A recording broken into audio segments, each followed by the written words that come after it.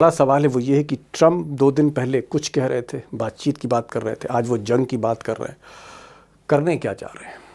America के इरादे क्या हैं और ईरान किस तरह का इन इरादों का जवाब देना चाहता है, इसको समझना ज़रूरी है।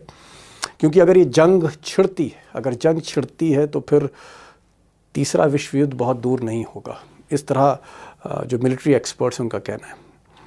हमारे साथ आज अमरीश मिश्रा फिर से होंगे और अमरीश मिश्रा की आज ईरान में कई पत्रकारों से बात हुई, कुछ मिलिट्री एक्सपर्ट से भी बात हुई।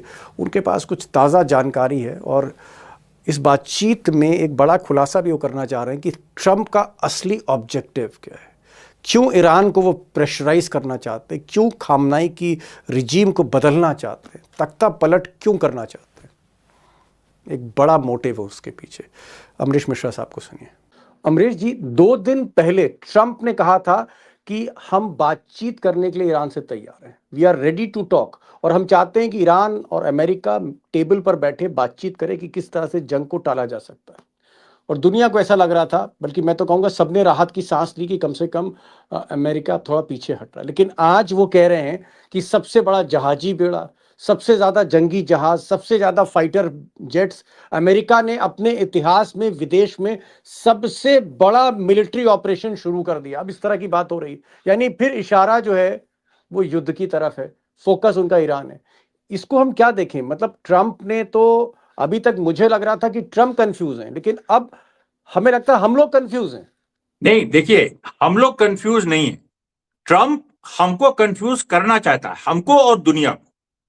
वो एक हाथ में स्टिक और एक हाथ में वही जो कैरेट एंड स्टिक वाली पॉलिसी, एक हाथ में डंडा एक हाथ में गाजर।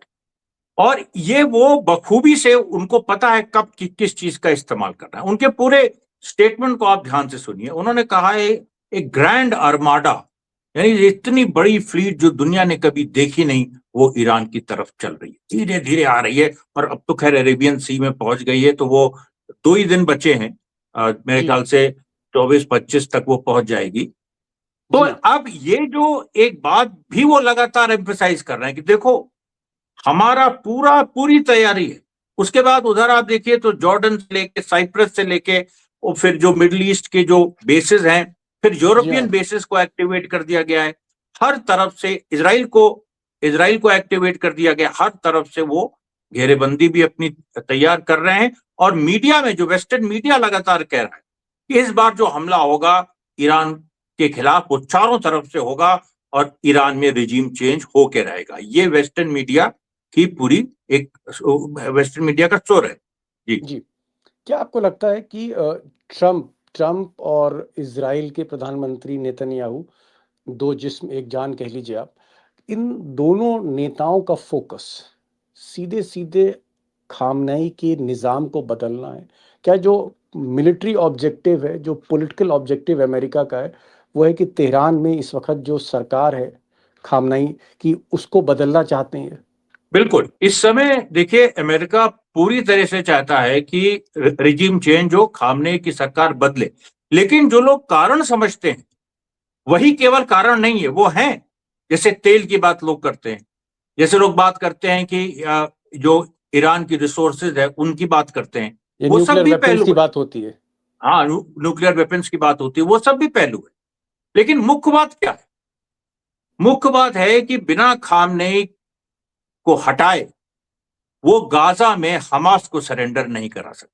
ओहो, ओहो, ओहो! मतलब आप ये कह रहे हैं कि जो पुराने ऑब्जेक्टिव अमेरिका के थे कि भाई ये जो तेल का मामला है, इसमें ईरान को किसी तरह से खोलो, अपनी तरफ लाओ, ईरान को न्यूक्लियर वेपन मत बनाने दो, न्यूक्लियर पे उनकी नज़र रखो। लेकिन अब आप कह रहे हैं कि उसके अलावा जो सबसे बड़ा कारण है वो ये है कि हमास को, फिलिस्तीनियों का ये जो हमास ग्रुप है, ये तभी काबू में आ सकता है जब खामनेई को बदला जाए।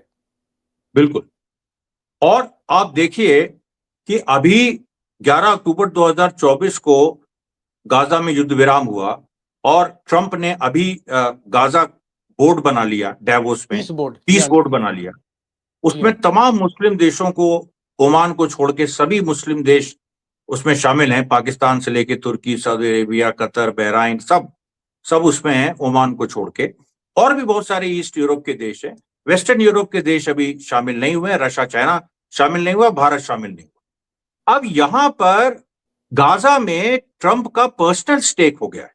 एक तो इजराइल का स्टेक है, और आज जैसे आपने कहा एक जिस्म दो जान, तो एक तो इजराइल का स्टेक है कि इजराइल की हार नहीं दिखनी चाहिए।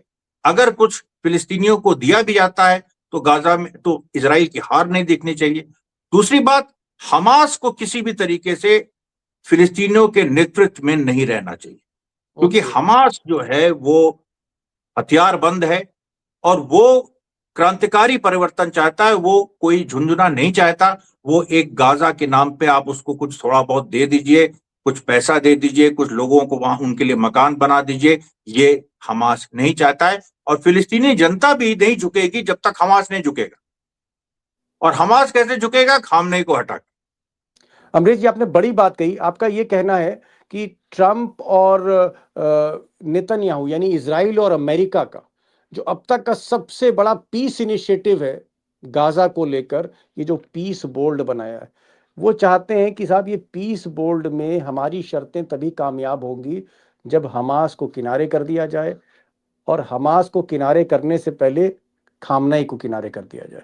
तो इसलिए ये जो पीस बोर्ड की जो कामयाबी है, इसके लिए ये जंग होगी ईरान के साथ। इसके लिए ये सारे जहाज भेजे जा रहे हैं, ये सारे फाइटर जेट्स खड़े किए जा रहे हैं, ये बमबारी की धमकी दी जा रही है कि खामनेई को हटाओ और ये पीस बोर्ड का जो है इनिशिएटिव लो। बिल्कुल, क्योंकि मिडिल ईस्ट में कोई अमेरिका इजराइल का विरोध कोई करता है, कोई विचारधारा कर रही है, तो वो खुमैनिज्म है, और जिससे जो इस समय इमाम खामनेई जिसको मानते हैं, और ईरान की जो रेजिस्टेंस की आइडियोलॉजी है कि भाई प्रतिरोध होना चाहिए।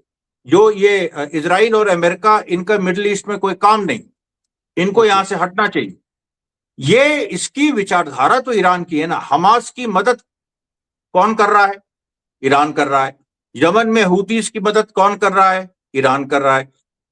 लेबनान में हिजबुल्लाह की मदद कौन कर रहा है? ईरान कर रहा है। इराक में रेजिस्टेंस की मदद कौन कर रहा है? ईरान कर रहा है। सीरिया में रेजिस्टेंस की मदद कौन कर रहा है? ईरान कर रहा है। अब इनको ईरान अगर हट जाए तो उसके बाद इनको पूरे गाजा में तो इनको कब्जा मिलेगा ही, पूरे मिडिल ईस्ट पे भी इनका एक छत्र राज हो।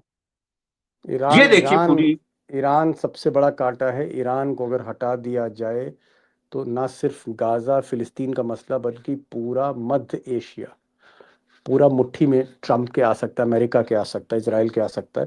और वैसे भी जो पीस बोर्ड बनाया है उसमें जितने भी मुस्लिम कंट्रियों के शेख हैं, बादशाह, सब जो है कदमों में बैठे हुए हैं। सिर्फ ओमान एक ऐसा कंट्री है जो नहीं झुका। ईरान का सवाल ही नहीं है। इंडिया ने भी थोड़ा ठीक किया, मैं कहूँगा कि इंडिया भी कम से कम झुका नहीं है अभी तक। रशिया, चाइना नहीं झुके, बाकी सब लोग झुक गए, आगे बिछ गए हैं। चलिए, तो बात हो गई कि मोटिव की। आपने कहा कि क्यों खामनेई को हटाना चाहते हैं ट्रंप और नेतन्याहू, और इसलिए जंग एक तरह से आप इशारा कर रहे हैं कि चाहे 26 जनवरी हो, 27 जनवरी हो, या फर्स्ट वीक ऑफ फरवरी हो, ये जंग कहीं ना कहीं आपको होते हुए दिख रही है।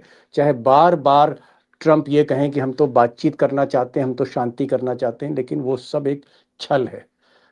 एक्चुअल में वो लड़ाई लड़ना चाहते हैं। मुझे एक चीज़ बताइए कि 25 तारीख तक, आपने पहले भी कहा था कि 25 तारीख तक सबसे खौफनाक जंगी जहाज USS अब्राहम लिंकन, ये इस वक्त अरेबियन सी तक पहुंच गया है, और ये जहाज शायद अगले 36 घंटों में ये स्ट्राइक पोजीशन ले लेगा ईरान के पास। यानी 25 जनवरी के आसपास ट्रंप की सारी फौज, ट्रंप के सारे जंगी जहाज, फाइटर जेट्स पोजीशन पे होंगे। तो क्या 25 के बाद या 26 जनवरी तक ट्रंप डिसाइड करेंगे कि भाई ये स्ट्राइक करनी है, नहीं करनी है, या अभी धमकाते रहना है खामेनेई को? मतलब जो कुछ होगा 26 तारीख के आसपास होगा, आपको लगता है? 25 को भी हो सकता है, 26 को भी हो सकता है। देखिए, एक तो जैसे ही वो जहाजी बेड़ा वो स्ट्राइक पोजीशन पे पहुंचा तो घेरेबंदी कंप्लीट हो जाएगी।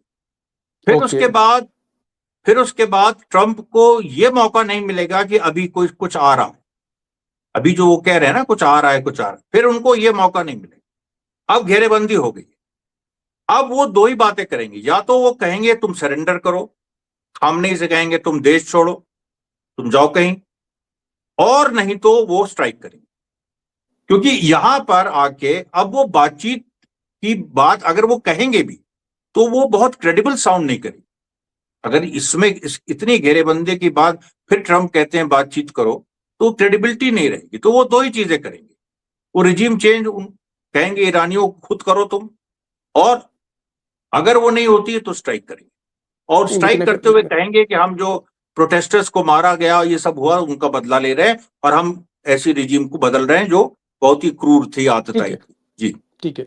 अमरीश जी, आपने एक बड़ी बात कही। आपने कहा कि ट्रंप जो हैं 25-26 जनवरी के बाद वो जब असेसमेंट करेंगे वो दो बातें करेंगे। एक वो कहेंगे कि या तो खामनाई कुर्सी से उतरें, यानी उनका निज़ाम बदले, सरेंडर करे, और अगर नहीं सरेंडर करता है तो हम स्ट्राइक करने जा रहे हैं, क्योंकि हमने चारों तरफ से ईरान को घेर लिया है। क्या आपको लगता है कि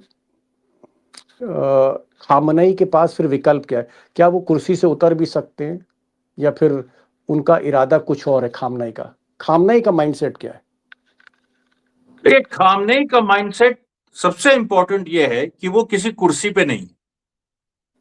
खामनेई का माइंडसेट है कि वो एक ऐसे मजहब के नेता हैं इस समय जो 1400 साल पहले वजूद में आया था, और जिसने करबला की लड़ाई लड़ी थी, जब 72 लड़ाकों ने लाखों की फौज के सामने सरेंडर नहीं किया था। ओके।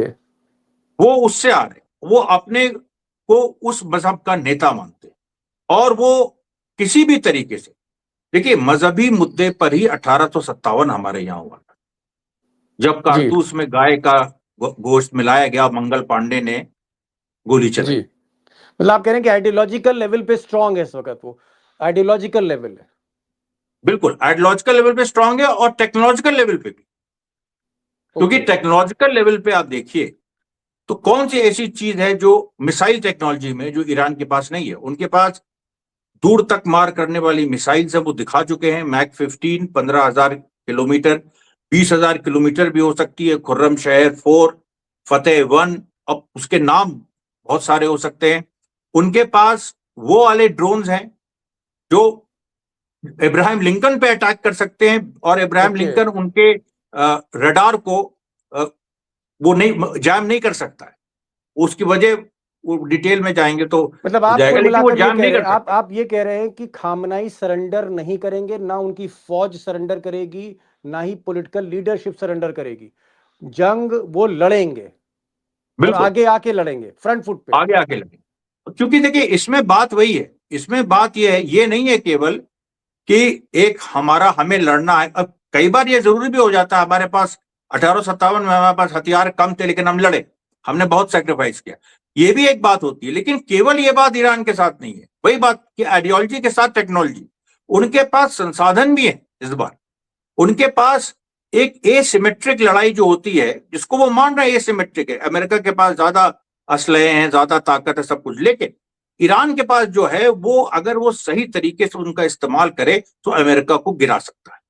ये एसिमेट्रिक वॉरफेयर, ये इसमें ईरान ने महारत हासिल कर दी है, और गाजा में यही लड़ी गई है 2 साल। ठीक है, मतलब आपने कहा कि कहीं ना कहीं खामनाई सरेंडर नहीं करेंगे, उनकी पूरी फौज सरेंडर नहीं करेगी। आइडियोलॉजी की भी लड़ाई है, टेक्नोलॉजी की भी लड़ाई है ईरान की तरफ से। और सबसे बड़ी बात है कि अगर खामनाई कुर्सी पर हैं, उनकी सरकार, उनका निज़ाम कुर्सी पर है, हुकूमत में है, तो ये जो पीस बोर्ड बनाया है मिस्टर ट्रंप ने, ये लागू नहीं हो पाएगा। हमास इसको लागू करने नहीं देगा, ईरान इसको लागू करने नहीं देगा। यानी ट्रंप के पास भी अब दो ही ऑप्शन है कि या तो पीस बोर्ड बंद करें, और अगर पीस बोर्ड उनको कामयाब करना है तो सबसे पहले खामनाई से निपटें। यही बात है। देखिए वो लोग चाहते हैं कि गाजा में हमास सरेंडर करे। सरेंडर मतलब अपने हथियार दे। व्यक्तिगत रूप से वो माफी भी दे सकते हैं, वो ये भी कर सकते हैं, लेकिन हमास के लिए माफी शब्द तो कुफ्र है। वो तो एक आजादी की जंग लड़ रहा है, वो जिहाद लड़ रहा है। वो कह रहा है कि हम ही असली जिहाद लड़ रहे हैं, क्योंकि हम किसी धर्म के खिलाफ या किसी मजहब के खिलाफ नहीं, या किसी काफिर के खिलाफ नहीं, हम एक आतताई के खिलाफ लड़ाई लड़ रहे हैं जो असली जिहाद है। अब हमास के पास हथियार है, आप जानते हो, उसने प्रूव कर दिया 2 साल में। इजराइल ने पूरी ताकत लगा दी, नहीं कब्जा कर पाए, हमास को नहीं हरा पाए।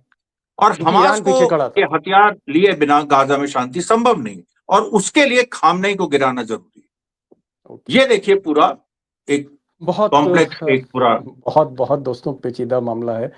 परत दर परत जब आप इसको खोलते चले जाते हैं तो उसमें से सियासत सियासत सियासत, पॉलिटिक्स पॉलिटिक्स है। और ट्रम्प की जो पॉलिटिक्स है, जो अमरीश जी कह रहे हैं कि वो जो पीस बोर्ड उन्होंने बनाया है ट्रम्प ने इजराइल के बिहाफ पर, उस पीस बोर्ड को लागू करने के लिए ईरान जैसे कांटे को निकालना चाहते हैं। ईरान अगर हट गया रास्ते से, ईरान मतलब खामनेई अगर हटते हैं, फौज पीछे हटती है, तो फिर हमास को सरेंडर कराया जा सकता है। फिर जो बाकी गुट हैं, जो मिलिशिया है, जैसे हिजबुल्ला है लेबनान में, या फिर यमन में हूती हैं, इन सबसे निपटा जा सकता है। इसलिए ईरान को पहले हटाना है, और उसके बाद जो ट्रम्प चाहते हैं या इजराइल चाहता है कि एक तरह से करार कर लिया जाए फिलिस्तीनियों के साथ, पीस करार कर लिया जाए, वो तभी लागू होगा जब खामनेई हटेंगे। यानी मुझे कुल मिलाकर, मैं जो इसको देखता हूँ, अगर मैं आसान लफ्ज़ों में कहूँ, तो इसका सिर्फ एक ही रास्ता है, वो है जंग। जंग होगी, कौन जीतता है, और जो जीतेगा वही सिकंदर होगा। खामनाई भी कहीं ना कहीं परेशान कर सकते हैं इसराइल को, और यूएस के जो एयर बेस हैं उसको तबाह कर सकते हैं। और हो सकता है कि ट्रम्प भी कुछ ऐसा कर दें, क्योंकि ये तो बात हमें माननी पड़ेगी कि भाई दुनिया की सबसे बड़ी ताकत है, चौंकाने वाले हथियार हैं, कुछ भी कर सकते हैं। लेकिन एक चीज़ मैं दोस्तों ज़रूर कहूँगा जिम्मेदारी के साथ, कि जो मिसाइल पावर है, जो मिसाइल टेक्नोलॉजी ईरान के पास है, ऐसी मिसाइल टेक्नोलॉजी भी दुनिया के और किसी मुल्क के पास नहीं, ये भी फैक्ट है। अमरीश भाई, आप आए इस प्रोग्राम में, एक नया आपने आज खिड़की खोल दी ज्ञान की, और आपने बताया कि सारा जो खेल है इसके पीछे कौन सा पीस बोर्ड, यानी वॉर के पीछे एक पीस है और पीस के आगे वॉर है। Thank you so much, thank you so much Amrish साहब फॉर ज्वाइनिंग दिस प्रोग्राम।